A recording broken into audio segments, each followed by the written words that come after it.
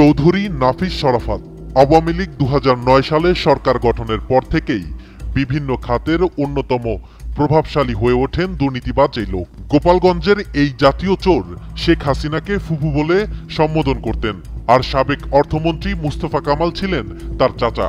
দুর্নীতির আরেক বরপুত্র সাবেক আইজিপি বেনজির আহমেদকে কাজিন হিসেবে পরিচয় দিতেন নাফিস শরাফত। এই যদি হয় নাফিস শরাফতের আপনজনের তালিকা, তাহলে নাফিস শরাফত কি জিনিস অনুমান করতে পারেন? গত এক দশকে নাফিস শরাফত হোটেল ব্যবসা, বিদ্যুৎ, মোবাইলের টাওয়ার, মিডিয়া, বিশ্ববিদ্যালয় সহ বিভিন্ন খাতে ব্যবসার বিস্তার ঘটিয়েছেন। এসব খাত থেকে হাতিয়ে নিয়েছেন কোটি কোটি টাকা। স্ট্যান্ডার্ড চার্টার্ড ব্যাংকের সাধারণ কর্মী হিসেবে চৌধুরী নাফিস শরাফতের জীবনের শুরু হলেও গত ১৫ বছরে কয়েক হাজার কোটি টাকার মালিক হয়েছেন।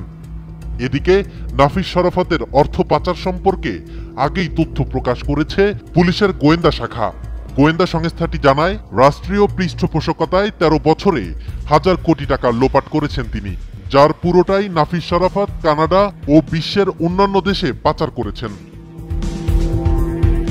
পদ্মা ব্যাংক লিমিটেডের সাবেক চেয়ারম্যান ছিলেন নাফিস শরাফত। সাবেক ফার্মার্স ব্যাংকের দুর্দশা ঘোচাতে নতুন পদ্মা ব্যাংক নাম দিয়ে নাবিক হিসেবে তার দায়িত্ব নেন তিনি। এরপর ড্রাকুলার মতো চুষে খেয়েছেন এই ব্যাংকের টাকা। বেনামি বিভিন্ন প্রতিষ্ঠানের নামে নিজ উদ্যোগে অসীম ঋণদান ও অস্বচ্ছ আর্থিক প্রতিবেদনের কারণে খুব অল্প সময়ের মধ্যেই নজরে আসেন নাফিস চোরা।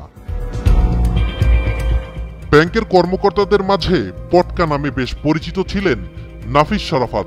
এই পটকা কোমর ভাঙা পদ্মা ব্যাংককে সুস্থ করতে এসে এর মাথাটাই চিবিয়ে খেয়ে ফেলেছেন।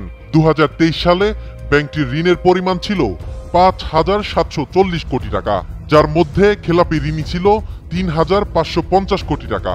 এই পুরো টাকার কিছু অংশ নিজে ভোগ করেছেন, কিছু অংশ মোটা কমিশনের বিনিময়ে নিজের প্রিয়জনদের ঋণ দিয়েছেন।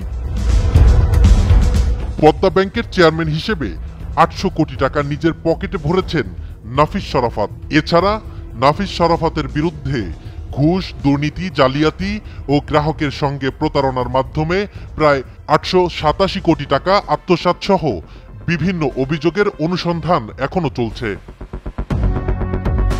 একটি সূত্র বলছে, অবৈধভাবে টাকা কামালেও সেই টাকা দেশে রাখেনি, পাচার করেছেন কানাডায়। সেখানকার বেগমপাড়ায় তারও বসতি বা আলাদা সাম্রাজ্য রয়েছে। সম্প্রতি চৌধুরী নাফিস শরাফত তার স্ত্রী ও ছেলের নামে থাকা ২২টি ফ্ল্যাট, ২টি বাড়ি সহ সব প্লট ও জমি ক্রয়ের আদেশ দিয়েছেন আদালত। এদিকে সাবেক আইজিপি বেনজিরের সঙ্গে ছিল তার বিশেষ সখ্যতা।